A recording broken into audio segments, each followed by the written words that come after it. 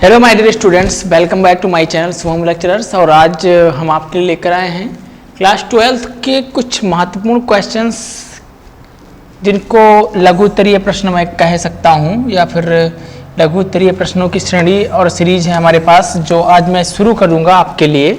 इसमें कुछ इंपॉर्टेंट प्रश्न ऐसे होंगे जो 2024 की बोर्ड परीक्षा के लिए बहुत ही महत्वपूर्ण होंगे आपके एग्जाम की दृष्टि से। शुरू करने से पहले सबसे पहला क्वेश्चन में देखना अगर चाहूं क्या है तो डीएनए तथा आरएनए में अंतर लिखिए। अब देखो, अंतर के साथ साथ यहां एक और चीज महत्वपूर्ण है, हो सकता है ये इन दोनों का फुल फॉर्म भी पूछ ले। तो अगर पूरा नाम पूछेगा तो डीएनए का पूरा नाम क्या होता है? डीऑक्सी न्यूक्लिक एसिड, इसको बोलते हैं डीऑक्सी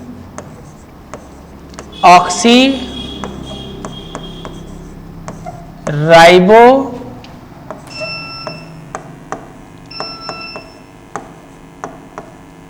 न्यूक्लिक एसिड। क्या बोलते हैं? डीऑक्सी न्यूक्लिक एसिड, और इसको बोलते हैं राइबोज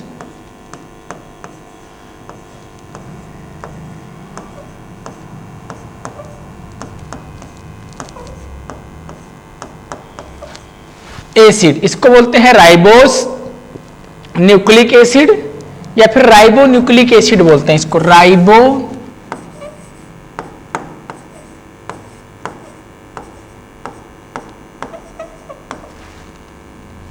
न्यूक्लिक एसिड। ठीक, तो ये पूरा नाम हो गया आरएनए का और ये पूरा नाम किसका हो गया? डीएनए का। अब अगर आप देखें डीएनए में डीऑक्सीराइबोज शर्करा होती है। कौन सी शर्करा होती है? डीऑक्सीराइबोज। डीएनए में डीऑक्सीराइबोज शर्करा होती है। आरएनए में कौन सी शर्करा होती है? राइबोज शर्करा। अंतर देखो, इसमें क्या है? डीऑक्सीराइबोज शर्करा। और अगर आरएनए की बात करें तो आरएनए में कौन सी शर्करा है? राइबोज शुगर, यानी उसमें है डीऑक्सीराइबोज शुगर। और अगर आप आरएनए की बात करें तो इसमें है केवल और केवल राइबोज शुगर। पहला अंतर तो ये हो गया, ठीक, कि इसमें क्या है? डीऑक्सीराइबोज शुगर, और आरएनए में क्या है? केवल राइबोज शुगर। अब अगर दूसरा अंतर देखें तो डीएनए में जो क्षार होते हैं उनका नाम क्या है? A T G C. DNA के क्षारों का नाम क्या है? एटीजीसी। और जबकि अगर आप आरएनए के क्षारों की बात करें, ए यू जी सी, ठीक। तो डीएनए में जो क्षार होते हैं उनको एटीजीसी बोला जाता है। A for adenine, T for thymine, G for guanine, C for cytosine. इसमें A for adenine, U for uracil, G for guanine और सी फॉर साइटोसिन। अगर इसमें देखें तो इसमें क्या है? थायमिन का नाइट्रोजन बेस होता है, मतलब इसमें आपका थायमिन यानी टी प्रेजेंट है। और अगर आरएनए की आप बात करेंगे तो आरएनए में क्या है? थायमिन के स्थान पर यूरेसिल। थायमिन के स्थान पर क्या प्रेजेंट है? यूरेसिल। अंतर देखो, यहां टी प्रेजेंट है जबकि यहां क्या प्रेजेंट है? You for uracil. तो डीएनए में क्या है? एटीजीसी और आरएनए में क्या है? एयूजीसी। अब अगर अंतर देखेंगे तो डीएनए में एडेनिन के साथ जो थायमिन लगा हुआ है और आरएनए में एडेनिन के साथ में क्या लगा हुआ है? यूरेसिल। यानी यहां पर एडेनिन, थायमिन, ग्वानिन और साइटोसिन, यहां पर एडेनिन, यूरेसिल, ग्वानिन और साइटोसिन, यानी एयूजीसी और एटीजीसी। अब अगर तीसरा अंतर में देखूं, अणु दो लंबे कुंडलित तथा एक दूसरे के पूरक सूत्रों का बना होता है। इसका अंतर क्या है? अणु में केवल एक ही सूत्र होता है। मतलब क्या है भैया? मैं इसको अगर समझाना चाहूं आपको साधारण भाषा में, तो जो डीएनए होता है वो आपका द्विकुंडलित संरचना है, यानी दो कुंडलित, दोहरी कुंडलित संरचना है, ठीक है, इस तरीके से। और अगर आप देखेंगे आरएनए का तो ये केवल एक कुंडलित संरचना है, मतलब ये द्विकुंडलित संरचना नहीं है। ये था डीएनए और आरएनए के बीच का कुछ महत्वपूर्ण अंतर। आप इन अंतरों को नोट कर सकते हैं।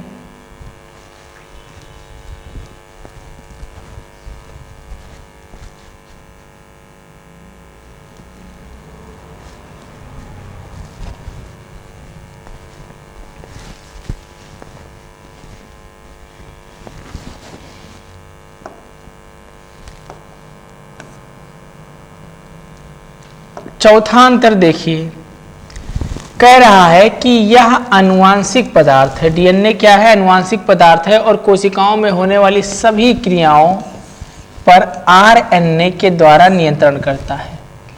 डीएनए क्या है? एक आनुवांशिक पदार्थ है। मतलब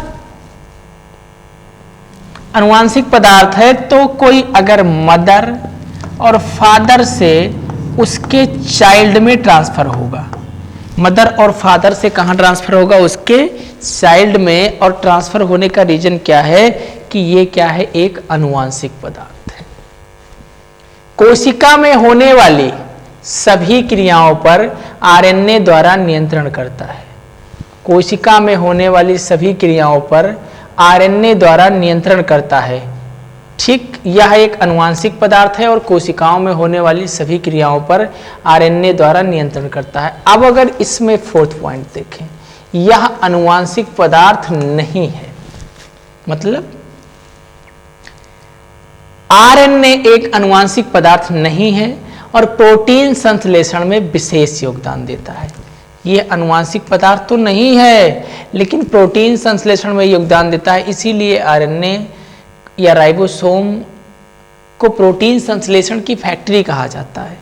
कुछ विषाणुओं में यह आनुवांशिक पदार्थ के रूप में होता है और अगर कुछ वायरसेस की बात करें तो उन वायरसेस में यह आनुवांशिक पदार्थ के रूप में पाया जाता है। बट केवल और केवल वायरस में, यानी आरएनए आनुवांशिक पदार्थ है, लेकिन किसमें है? केवल वायरस में। आगे देखिए क्या है कि यह केवल केंद्रक के क्रोमैटिन सूत्रों में ही पाया जाता है। केंद्रक के अंदर एक धागे के समान संरचना पाई जाती है जिसको हम लोग बोलते हैं क्रोमैटिन धागा, और इन क्रोमैटिन धागों पर क्या पाए जाते हैं? क्रोमोसोम। और क्रोमोसोम के अंदर जीन, और जीन के अंदर क्या पाए जाते हैं? डीएनए और आरएनए। यह केंद्रक के केंद्रकीय द्रव्य केंद्रिक और कोशिका द्रव्य में पाया जाता है। कहां पाया जाता है? केंद्रक के केंद्रकीय द्रव्य केंद्रिक और कोशिका द्रव्य में पाया जाता है। कहां कहां? यह केंद्रक, केंद्रकीय द्रव्य और केंद्रिक और कोशिका द्रव्य में पाया जाता है। अब अगर 6 पॉइंट देखें, द्विगुणन, डुप्लीकेशन रिप्लीकेशन के द्वारा अपने समान नए अणु उत्पन्न करता है। मतलब जो डीएनए है उसमें डुप्लीकेशन की कैपेसिटी पाई जाती है, लेकिन जो आरएनए है वह द्विगुणन का गुण उसमें नहीं पाया जाता। मतलब वो द्विगुणन के द्वारा डीएनए के अणुओं के द्वारा लिप्त्यांतरण यानी ट्रांसक्रिप्शन होता है।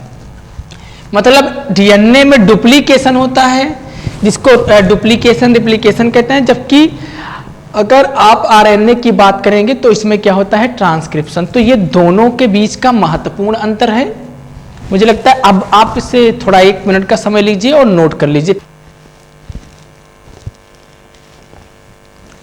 आगे क्या है? मिलर के प्रयोग का वर्णन कीजिए और नामांकित चित्र बनाइए। देखो, साइंटिस्ट का नाम क्या था? Stanley Miller.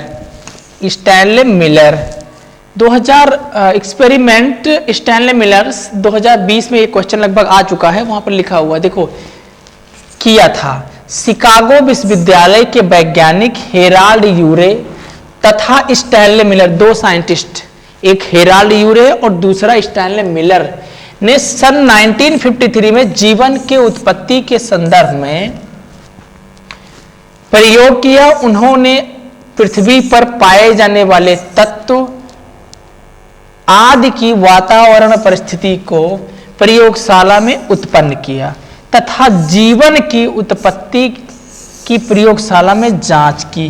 मिलर ने एक बड़े फ्लास्क में मेथेन, अमोनिया तथा हाइड्रोजन गैस को यानी कि जो उन्होंने मेथेन लिया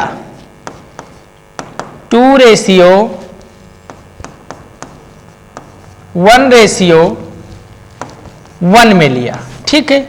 2:1:2 में मेथेन, हाइड्रोजन और अमोनिया और हाइड्रोजन को लिया। उसके बाद देखो ये डायग्राम आपको दिखा रहा हूं मैं, ये फ्लास्क आप देखेंगे, यहां पर एक स्टैंड लगाया इन्होंने, फिर इसमें जाली लगाई, एक बर्नर मतलब एक कांच का फ्लास्क लिया। ये फ्लास्क आपको दिखाई पड़ रहा है ना,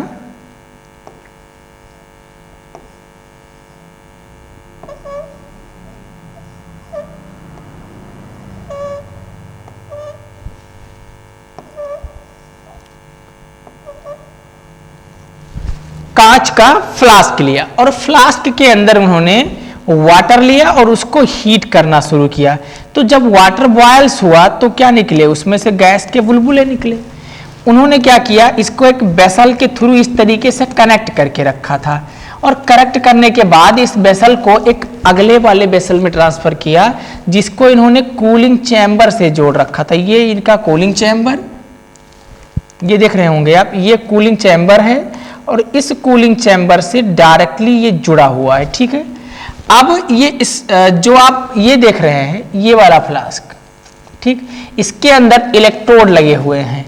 इलेक्ट्रोड का मतलब कैथोड और एनोड, दो चीजें लगी हुई हैं इलेक्ट्रिक डिस्चार्ज करने के लिए, स्पार्किंग करने के लिए। और इसमें गैसियस मिक्सचर इन्होंने लिया है और गैसियस मिक्सचर में क्या लिया है, 2:1:2 में इन्होंने पहले मेथेन लिया है, उसके बाद अमोनिया लिया है और उसके बाद कौन सी गैस ली है, हाइड्रोजन। ये स्टैनले मिलर का जो एक्सपेरिमेंट था, उन्होंने इसमें किन किन चीजों को लिया था, तो पहले आपने CH4 मेथेन लिया था, फिर NH3 गैस ली थी इन्होंने। पुनः लिख रहा हूं एक बार, CH4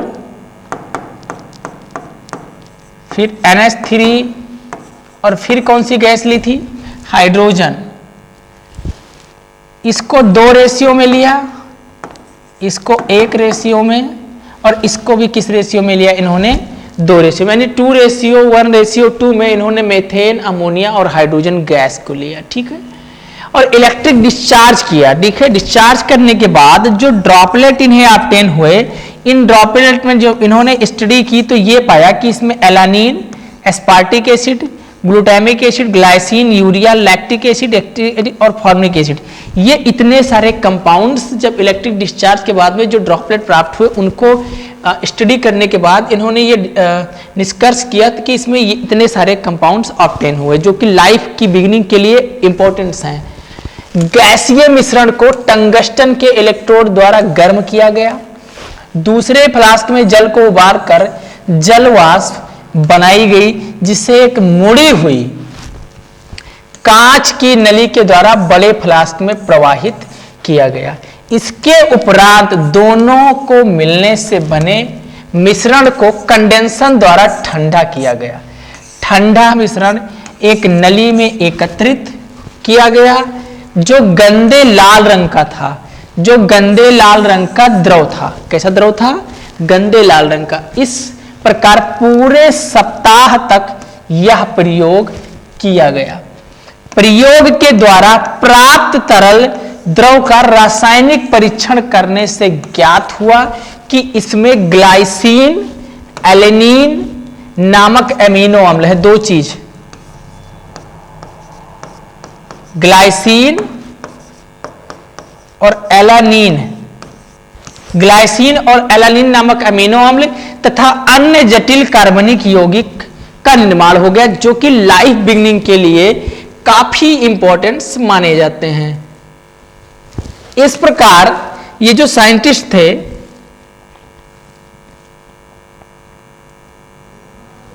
इस प्रकार अनेक वैज्ञानिकों जैसे सिडनी तथा फॉक्स, कैल्विन तथा मेल्विन आदि ने प्रयोगों द्वारा अनेक एमिनो अम्ल तथा जटिल यौगिकों का संश्लेषण किया और उन्हें अनुरूपण प्रयोग यानी साइमल्टेशन एक्सपेरिमेंट्स कहा जाता है। एक्चुअली में इन सब ने एक्सपेरिमेंट किया कि जीवन की उत्पत्ति कैसे हुई, इसके संबंध में मिलर ने एक एक्सपेरिमेंट किया, जैसा कि आपको अभी दिखाया गया। तो उसके थ्रू इन्होंने जो लाल कलर का द्रव प्राप्त हुआ उसमें स्टडी करने के बाद पता चला कि कौन कौन से एलिमेंट्स या कंपाउंड्स प्रेजेंट है जो कि लाइफ की स्टार्टिंग के लिए शुरुआत में जब पृथ्वी पर जीवन की उत्पत्ति हुई तो वो मटेरियल क्या प्रेजेंट थे या नहीं, और कौन कौन से मटेरियल प्रेजेंट थे। इस परिप्रेक्ष्य में मिलर ने अपना एक्सपेरिमेंट किया था। अब अगर हम देखें कि मिलर के एक्सपेरिमेंट के बाद ये वाला जो आपका डायग्राम है, इसको आप अगर अपनी कॉपी पे ड्रा करना चाहें तो बना लीजिए। आइए देखते हैं इसके बाद हमारा एक सबसे इंपॉर्टेंट टॉपिक क्या है,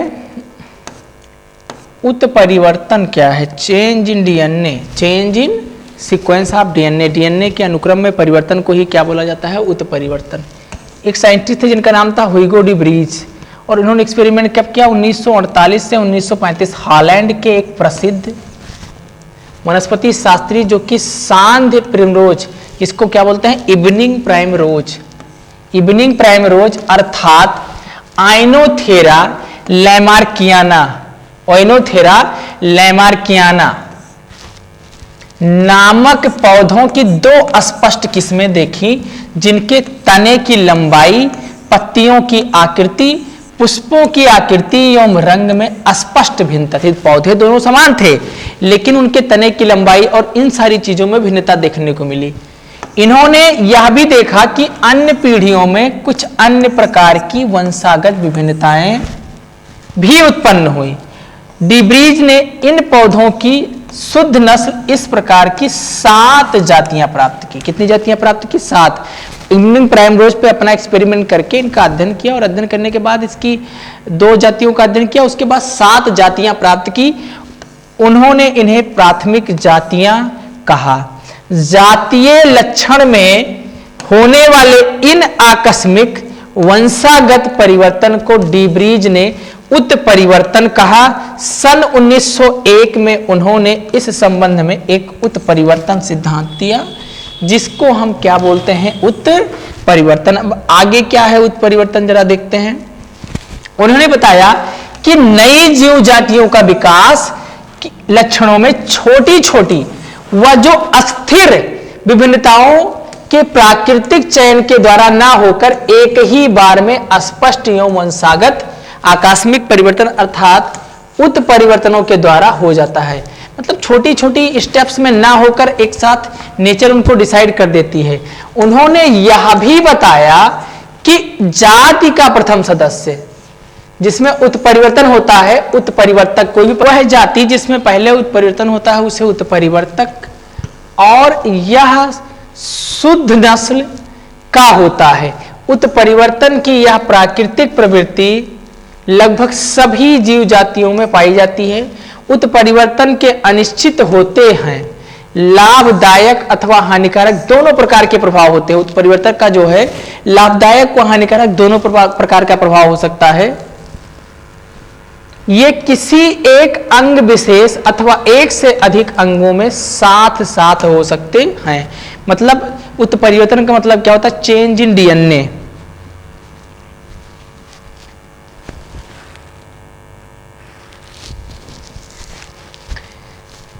जो किसी अंग विशेष या फिर साथ साथ संपूर्ण शरीर या संपूर्ण अंग में हो सकता है। जैसे मॉर्गन, टीएच मॉर्गन नाम था इनका। मॉर्गन ने डिब्रीज के विचारों को से असहमत व्यक्त करते हुए ड्रोसोफिला पर अपना एक्सपेरिमेंट किया। मॉर्गन ने अपना एक्सपेरिमेंट किसने किया, ड्रोसोफिला पे, जिसका नाम क्या था, फल मक्खी आधारित अपने अध्ययन के आधार पर उत्परिवर्तन को आकस्मिक रूप से होने वाले परिवर्तन बताया। मतलब जो टीएच मॉर्गन आए जिन्होंने ड्रोसोफिला पर अपना एक्सपेरिमेंट किया, उसने इस प्रयोग को क्या बताया, प्राकृतिक या आकस्मिक बताया। जीन व गुणसूत्र में होते हैं और यह भी कहा कि केवल जननिक उत्परिवर्तन ही वंशागत होते हैं। ये प्रभावी एवं अप्रभावी दोनों प्रकार के हो सकते हैं। प्रभावी उत्परिवर्तन शीघ्र ही अभिव्यक्त हो जाते हैं, जबकि अप्रभावी उत्परिवर्तन शीघ्र ही अभिव्यक्त नहीं होते। जिनका प्रभाव दिखेगा वो तो शीघ्र ही अभिव्यक्त हो जाएंगे और जिनका प्रभाव नहीं दिखेगा वो शीघ्र ही अभिव्यक्त नहीं होंगे। कई पीढ़ियों के बाद भी प्रकट हो सकते हैं। घातक उत्परिवर्तन प्रायः अप्रभावी होते हैं। जितने भी घातक उत्परिवर्तन होते हैं वो प्रायः अप्रभावी उत्परिवर्तन कहलाते हैं। उत्परिवर्तन की दर विकिरण, रासायनिक उत्परिवर्तकों तथा वातावरणीय दशाओं आदि कारकों पर निर्भर करती है। उत्परिवर्तन शरीर के लगभग सभी लक्षणों को प्रभावित कर सकते हैं। अनुकूली विकिरण, देखो अनुकूली विकिरण एक विशेष प्रकार का भूभौगोलिक क्षेत्र में पाई जाने वाली प्रजातियों के विकास का प्रक्रम एक बिंदु से प्रारंभ होकर अन्य भूभौगोलिक क्षेत्रों तक प्रसारित होता है। अन्य भूभौगोलिक क्षेत्रों तक प्रसारित होने को अनुकूली विकिरण कहलाता है। इसका मतलब क्या है कि कोई जाति जो कि एक विशेष क्षेत्र में पाई जाती है, जो एक बिंदु से प्रसारित होकर उस क्षेत्र के संपूर्ण क्षेत्रफल को घेर ले, उसको क्या कहते हैं? अनुकूली विकिरण। जैसे ऑस्ट्रेलियाई मार्सुपियल्स, शिशुधानी प्राणी विकिरण, ये केवल ऑस्ट्रेलिया में ही प्रेजेंट है, उसके आसपास के इलाकों में या फिर और कई देशों में इनका पाया जाना संभव नहीं है, क्योंकि ये क्या दर्शाते हैं? अनुकूली विकिरण, रेडिएटिव एडाप्टेशन अनुकूली विकिरण। जैसे तस्मानियन ऑल्फ, ये तस्मानियाई भेड़िया है, ये सुगर ग्लाइडर है, मार्सुपियल मोल है, कोआला है, रैंडी rat, wombat, kangaroo, marsupial rat, banded anteaters और टाइगर कैट, ये सब के सब क्या दर्शाते हैं? अनुकूली विकिरण, क्योंकि एक विशेष प्रजाति या विशेष क्षेत्र में अवस्थित होते हैं और अधिकांश क्षेत्र या प्रजाति में इनको वितरण होने की आवश्यकता नहीं होती है। अधिकांश मार्सुपियल एक समान पूर्वज से विकसित हुए होते हैं। मार्सुपियल जो हैं वो ऑस्ट्रेलिया महाद्वीप से विकसित हुए, सारे के सारे मार्सुपियल जो हैं वो ऑस्ट्रेलिया से विकसित हुए हैं। जब एक से अधिक अनुकूली विकिरण अलग अलग भौगोलिक क्षेत्र में आवासों पर प्रकट होते हैं तो इसे अभिसारी, क्या बोलते हैं इसे? अभिसारी विकास। अनुकूली विकिरण के लिए उत्तरदायी 3 प्रमुख कारण निम्न हैं। प्रकृति में एक जीव जाति की उत्पत्ति एक बार तथा एक क्षेत्र में होती है। एक जीव जाति की उत्पत्ति एक बार तथा एक क्षेत्र में होती है। किसी जाति की आबादी बढ़ने पर इसके सदस्य उत्पत्ति क्षेत्र के चारों ओर फैल जाते हैं। जाति की आबादी बढ़ेगी तो भैया वो ज्यादा एरिया कवर करेंगे और फैल जाएंगे। एक ही जाति के जीवों में अलग अलग वातावरण के अनुरूप परिवर्तन होने से नई प्रजातियों का विकास होता है। एक ही प्रकार की जाति जब कई सारे वातावरण में फैलेगी तो इससे क्या होगा? नई प्रजातियों की जातियों का विकास होने का ज्यादा संभावना रहेगा। अब इंटरफेरेंस क्या है? इंटरफेरेंस कशेरुकी जंतुओं में वायरस से संक्रमित कोशिकाओं द्वारा स्त्रावित, मतलब जो कशेरुकी जंतु हैं उनमें जब कोई वायरल इन्फेक्शन होता है तो उन कोशिकाओं से एक ग्लाइकोप्रोटीन पदार्थ निकलता है जो इन कोशिकाओं से वायरस के संक्रमण के विरुद्ध सुरक्षा प्रदान करता है। मतलब अगर मेरी बॉडी को वायरस ने इन्फेक्ट किया तो मेरी बॉडी से एक ग्लाइकोप्रोटीन पदार्थ निकलेगा जो वायरस से हमारे बॉडी को सुरक्षा प्रदान करेगा। विरुद्ध क्या प्रदान करता है? सुरक्षा प्रदान करता है। इंटरफेरॉन का उपयोग वायरस संक्रमण के लिए रोग निवारक तथा निरोधक औषधियों के रूप में किया जाता है। इसका उपयोग जब ये बॉडी में प्रोड्यूस होगा और उसी के खिलाफ काम करेगा जिससे इन्फेक्ट हुआ है, तो इसको हम 2 तरीके से इस्तेमाल कर सकते हैं, निरोधक और प्रतिरोधक। आइक्स तथा लिंडन मैन 2 साइंटिस्ट थे जिनको आइसक्स और लिंडन मैन कहा जाता है, ने सन 1957 में इस प्रकार की प्रोटीन का पता लगाया। चूंकि इसके द्वारा अंतःकोशिकीय विषाणुओं का गुणन को रोका जाता है। किसको रोका जाता है? अंतःकोशिकीय विषाणुओं के गुणन को। इसलिए इसको इंटरफेरॉन कहा गया। ऐसा समझा जाता है कि इंटरफेरॉन विषाणु केंद्रकीय अम्ल संश्लेषक तंत्र को बाधित करता है, किंतु यह किसी प्रकार भी कोशिका के उपापचय को में कोई विघ्न नहीं डालता। केवल उन बैक्टीरिया या वायरस को मतलब हार्म करेगा, जो जिससे ये डिराइव्ड हुआ है, बाकी किसी सेल्स को डैमेज करने की कैपेसिटी इसके पास नहीं होती। यह भी निश्चित हो चुका है कि इंटरफेरॉन कोशिका के बाहर उपस्थित वायरॉन्स आदि किसी भी प्रकार से प्रभावित नहीं करता। वायरॉन्स पे नो इफेक्ट, ना ही संक्रमण को रोकने में किसी प्रकार का सक्षम है, और ना ही आपको जो संक्रमण फैल रहा है उसमें भी, मतलब जिस वायरस से आप इन्फेक्ट हुए, अगर वो ज्यादा से इन्फेक्शन आपको फैलाता है या संक्रमित करता है, तो ये उसके विरुद्ध भी काम करने में सक्षम नहीं है। कोशिका के अंदर ही क्रिया करते हैं, अर्थात केवल एक अंतःकोशिकीय क्रियाएं ही करते हैं। तो हमारा ये लास्ट टॉपिक था, और आज का जो ये सेशन था आपके लिए यहीं पर समाप्त होता है। अब नेक्स्ट वीडियो में हम आपके लिए कुछ और इंटरेस्टिंग चीजों को लेकर आएंगे, तब तक हमारे साथ बने रहिएगा। जय हिंद।